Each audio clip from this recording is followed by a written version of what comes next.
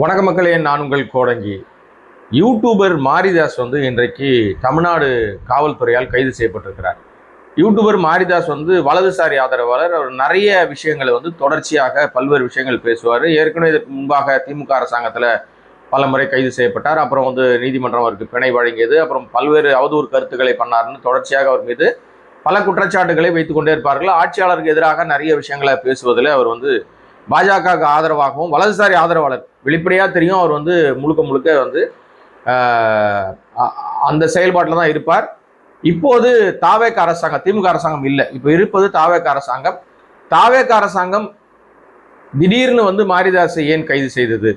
இவ்வளவு காலம் அவர் மீது பேசப்பட்ட விஷயங்கள் எந்த அடிப்படையில் அவர் கைது செய்யப்படும்? இன்னைக்கு காலையில் அவர் வீட்டில், மதுரையில் அவருடைய வீட்டில் போய் சென்னையிலேருந்து போன போலீஸார், சைபர் கிரைம் போலீஸார் அவரை கைது செய்திருக்கிறார்கள். அவதூறு பரப்பினார், இல்லாத விஷயங்களை பேசினார், அல்லது ஏஐ மூலமாக பல்வேறு விஷயங்களை அவர்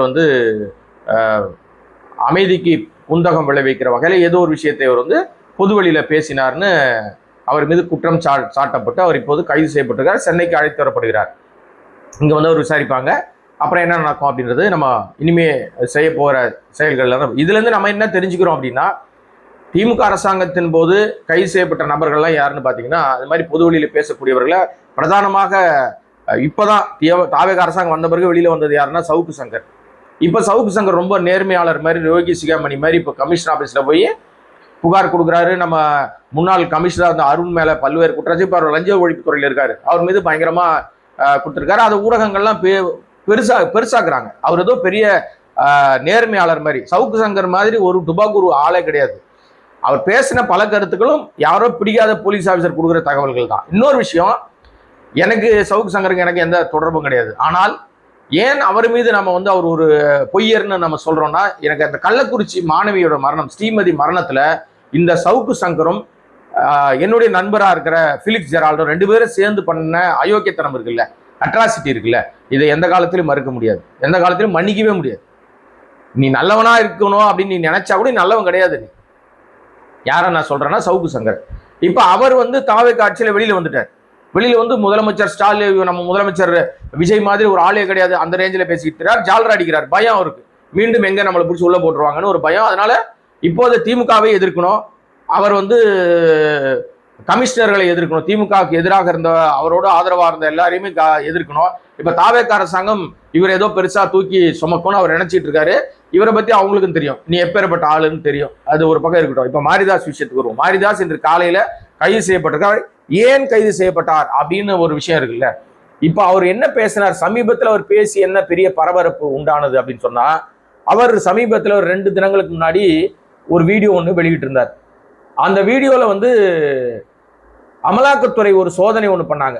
அமலாக்கத்துறை சோதனையில சர்வதேச போதைப் பொருள் கடத்தப்படுவதாக கூறப்பட்ட விஷயங்கள் குறித்து அவர் ஒரு வீடியோ ஒன்று வெளியிட்டார். அந்த வீடியோல ஜான் பிரிட்டோ அப்படின்னு ஒருத்தரை பத்தி ஒரு வீடியோ வெளியிட்டார். அதுல 258 கோடி ரூபாய் மதிப்புள்ள போதைப் பொருட்கள் சிக்கியது. இடி இந்த விஷயங்கள் எல்லாம் நடவடிக்கை எடுத்தது. அந்த ஜான் பிரிட்டோ என்பவர் யார்? உண்மையிலேயே அவர்கிட்ட 258 கோடிக்கு போதைப் பொருள் பிடிபட்டதா?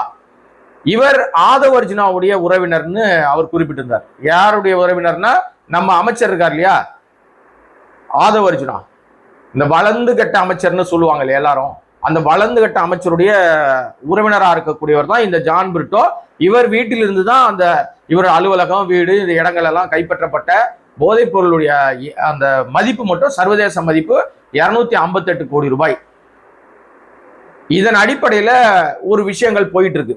இப்போ இது தொடர்பாக அவர் ஒரு வீடியோ ஒன்று வெளியிட்டு இருந்தாரு. சிறு துறைமுகங்களுக்கு நான் தான் அமைச்சர் என்ற ரேஞ்சில் பேசிட்டு இருக்காரு ஆதவுன்ற மாதிரியான பல்வேறு விஷயங்களை அவர் சொல்லியிருந்ததாக சொல்லப்படுது. இதுக்கிடையிலே இந்த மாரிதாஸ் போட்ட வீடியோ வைரல் ஆயிடுச்சு.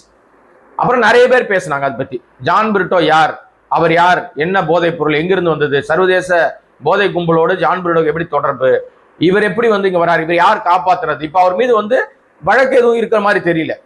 அந்த பிடிபட்ட போதைப் பொருள் என்ன ஆச்சுன்னு தெரியல.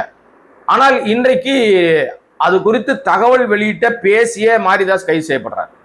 கைது செய்யப்பட்டு அவர் சென்னைக்கு அழைத்து வரப்படுறார். அப்ப இந்த மாதிரி தகவலை இப்படி தகவல் இருக்குன்னு பேசினா கூட கைது பண்ணுவாங்க போல இருக்கு. எப்படி பேசுவீங்கன்னு கேட்பாங்க போல இருக்கு. ஒரு ரைடு நடக்குது, ரைட்ல இவ்வளவு விஷயங்கள் மாட்டுது, மாட்டியது ஏன், எதற்காக, எப்படி அப்படின்னு ஒரு விஷயங்கள் கேள்வி கேட்டா கூட ஊடகத்தை சேர்ந்து, ஏன்னா மாரிதாஸ் மீது நமக்கு நம்ம நிறைய மாறுபட்ட கருத்து இருக்கு. அவர் சொல்ற எல்லா கருத்தையும் நம்ம ஏத்துக்க முடியாது. அவதூறுகள் பரப்பினார்னா நிறைய காலங்களில் அவதூறு தான் அவருடைய வாழ்க்கையை. இன்னைக்கு யோகி சிகாமணி மாதிரி ஏதோ பேசுறாரு, ஆனால் கடந்த காலங்களில் அவர் பேசிய பல விஷயங்கள் சமூக அமைதிக்கு குந்தகம் விளைவித்த விஷயம்தான். இந்த விஷயத்துல அவர் பேசிய விஷயத்துல உண்மை இருக்கா இல்லையான்னு காவல்துறை தான் விசாரிக்கணும். இன்னொன்னு, அப்படி ஈடி இங்க ரைடே நடத்தலன்னு சொல்ல முடியாது. ஈடி ரைடு நடத்தினாங்க சமீபத்தில் விட, போதைப் பொருள் எல்லா இடங்களையும் ரைடு நடத்தினாங்க. அந்த ஈடி ரைடு எப்ப தெரியுமா நடத்தினாங்க? உங்களுக்கு டக்குன்னு சொன்னா ஞாபகம் வரும். தாவேக்கா ஆட்சி உட்காருமா உட்காராதா, ஆட்சி அமைப்பாங்களா அமைக்க மாட்டாங்களா, எம்எல்ஏக்கள் விலகி போவாங்களா போக மாட்டாங்களா, குதிரை பேரம் நடந்துகிட்டு இருந்த அந்த நாட்கள்ல சென்னை உட்பட பல நகரங்கள்ல பல மாவட்டங்கள்ல ஈடி அமலாக்கத்துறை போதைப் பொருள் தொடர்பான பெரிய சோதனை நடத்தினாங்க. அப்போதுதான் இந்த ஜான் பிரிட்டோ உட்பட பல பேர் சிக்கினாங்கன்னு ஒரு தகவல் இருக்கு. அதைத்தான் மாரிதாஸ் தன்னுடைய யூடியூப் பக்கத்துல ஒரு வீடியோவாக வெளியிட்டு இருந்தார். இதற்கெல்லாம் தாவேக அரசினுடைய அமைச்சர் தான் காரணம், அவர் தான் காப்பாத்துறாரு அப்படின்ற அர்த்தத்துல ஒரு வீடியோ வெளியிட்டார். இதுதான் இப்ப அவருக்கு ஆப்பாக திரும்பி இருக்கிறது. நீ எப்படி இதை பேசலான்னு தான் இப்ப அவரை கைது பண்ணியிருக்காங்க. அவர் வலதுசாரி ஆதரவாளர்ன்றதுனால அவர் அத்தனை சீக்கிரத்துல வலதுசாரி அமைப்புகள் கைவிட்டு விடாது. இப்ப அதிமுக இதுல கையில் எடுத்திருக்காங்க. இந்த மாரிதாசுடைய கைதை அதிமுகவுடைய ஐடி விங் கையில் எடுத்திருக்காங்க. ஏன் உங்களை பத்தி சொன்னா உங்களுக்கு உடனே பொத்துக்கிட்டு கோவம் வருதா?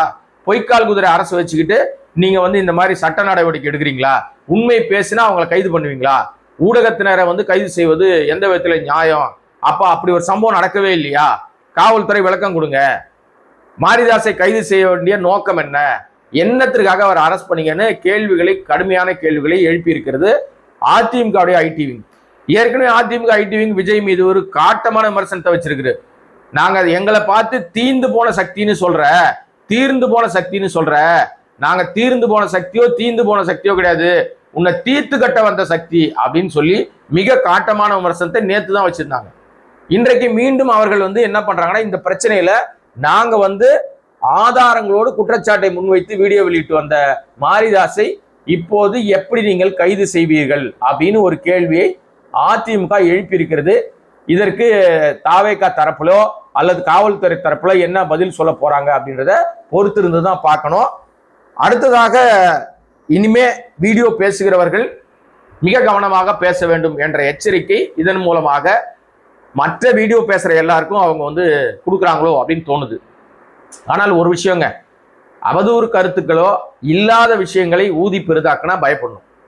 இது நடந்து கொண்டிருக்கிறது அப்படின்னு நம்முடைய நேயர்களுக்கோ பார்வையாளருக்கோ உலக தமிழர்களுக்கோ சொல்வதில் எந்த பயமோ தயக்கமோ வேணாம்.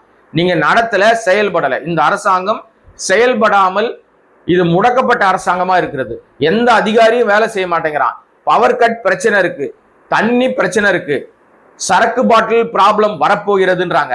பாட்டிலுக்கு 10 ரூபாய் இப்ப 20-30 ஆயிடுச்சு. இதை தடுப்பதற்கு வழி இல்லை. பொம்மை முதல்வரா இருக்காரு, பேசா முதல்வரா இருக்காரு, அமைதியான முதல்வரா இருக்காரு, வாயை திறக்க மாட்டேங்கிறார், பேச வேண்டிய விஷயத்தை கூட பேச மாட்டார். 1 மணி நேரம் அமைச்சரவை கூட்டம் நடத்தினதா சொல்லப்பட்டு 436 திட்டங்களை பேசினதா ஒரு பொய்யை பரப்புறாங்க. ஒரு நிமிஷம் ஒருத்தர், ஒரு அமைச்சர் 2 நிமிஷம் பேசியிருந்தா கூட 1 மணி நேரத்தை தாண்டி இருக்கும். 35 அமைச்சர்கள் மொத்தம். 35 அமைச்சர்கள்ல ஒருத்தர் 2 நிமிஷம் பேசினாங்கன்னா அதுவே கிட்டத்தட்ட உங்களுக்கு 70 நிமிடங்கள், 1 மணி நேரம் 10 நிமிஷம் ஆயிடும். அப்ப முதலமைச்சர் எல்லாருக்கும் சேர்ந்து பதில் சொன்னா 1/4 மணி நேரமாவது பேசணும், 20 நிமிஷமாவது பேசணும். 1.5 மணி நேரம் கூட்டம் நடத்தி இருக்கணும். 1 மணி நேரம் 5 நிமிஷத்துல கூட்டத்தை முடிச்சிட்டாங்கன்றாங்க. 436 திட்டங்களை விரிவாக்கம் பண்ணாங்கன்றாங்க. இதெல்லாம் போய் பித்தலாட்டம் என்று சொல்ல வேண்டிய கடமை நமக்கு இருக்கு.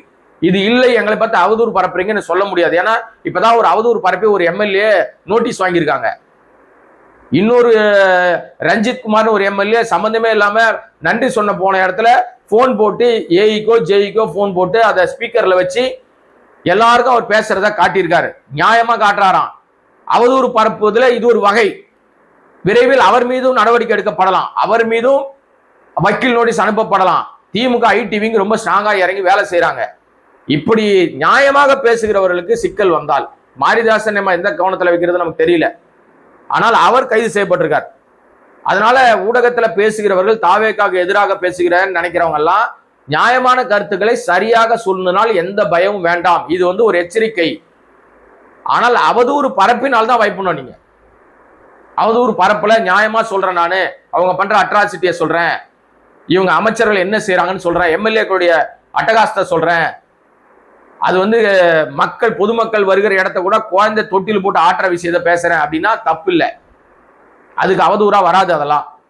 ஆனால் காவல்துறை ஏவல் துறையாக மாறுகிறது என்ற கலைஞர் கருணாநிதி முன்பு சொன்னார் பாருங்க, அந்த வார்த்தையை மீண்டும் நான் நினைவுபடுத்த விரும்புறேன். இப்ப காவல்துறை காவல்துறையாக செயல்பட்டால் நல்லது, ஏவல் துறையா மாறிச்சுன்னா ரொம்ப அசிங்கமா போயிடும். நாளை ஆட்சிக்கு மாறும், காட்சிகள் மாறும். இன்றைக்கு ஆட்சியாளர் சொல்லுகிறார்கள் நடவடிக்கை எடுத்தீங்கன்னா நாளைக்கு நீங்க தான் மாட்டீங்க. ஆக இந்த மாரிதாஸ் விஷயத்துல என்ன பண்ண போகிற தாவேக அரசாங்கம் தெரியல. ஆனால் இதன் மூலமாக ஊடகங்களே தாவேக்காவுக்கு எதிராக செயல்படுகிறவர்கள் அல்லது நியாயமான கருத்துக்களை சொல்கிற எல்லாரையும் மிரட்டி பார்க்கிறது தாவேக அரசு என்று மட்டும் புரிஞ்சுக்க முடியுது.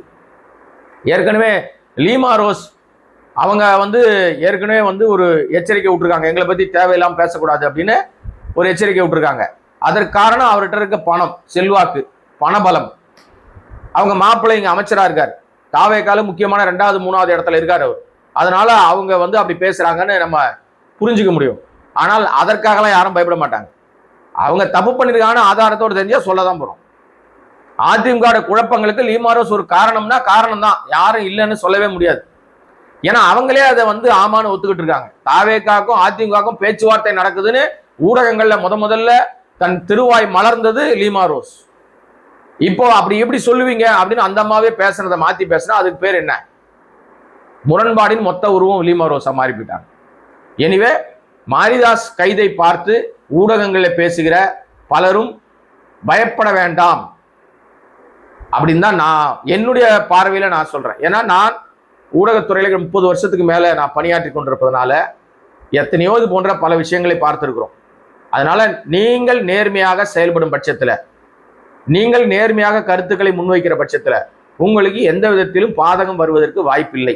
யாரா வேணுமானாலும் கேள்வி கேட்கலாம். நீங்க முதலமைச்சர்னா 2 கொம்பு முளைச்சிருக்கா, இல்ல பிரதமருக்குன்னா எக்ஸ்ட்ரா 4 கொம்பு முளைச்சிருக்கா? அதெல்லாம் கிடையாதுங்க. சாமானியன் கூட பிரதமரையும் முதல்வரையும் கேள்வி கேட்கறதுக்கு தான் சட்டம் இடம் கொடுத்திருக்கு. சாமானியன் கேள்வி கேட்கலாம். இப்போ சோசியல் மீடியா வந்துருச்சு, உங்கள் கருத்துக்களை உங்கள் ஊடகங்களை தெரிவிக்கலாம், ஆனா கண்ணியமா தெரிவிக்கணும். அநாகரிகமான வார்த்தைகள், அவதூறு வார்த்தைகள் இல்லாமல் தெரிவிக்கணும், அதுதான் மிக முக்கியம். எனிவே மாரிதாஸ் விஷயம் இன்றைக்கு காலையிலேயே ஒரு பரபரப்பை ஏற்படுத்தியிருக்கிறது ஊடகத்துறையினர் மத்தியில. தாவேக்காக்கு ஒரு பிளாக் மார்க் தொடர்ச்சியாக விழுந்து கொண்டே இருக்கிறது. மீண்டும் வேறொரு சந்தர்ப்பத்தில் வேறொரு வீடியோவில் சந்திக்கிறோம். அதுவரை கோடங்கி வாய்ஸ் சேனலை சப்ஸ்கிரைப் பண்ணாம பார்த்திருக்க அன்பு நண்பர்களே, உங்களால் மட்டுமே நடத்தப்படுகிற சுயாதீன ஊடகம். நன்றி, வணக்கம்.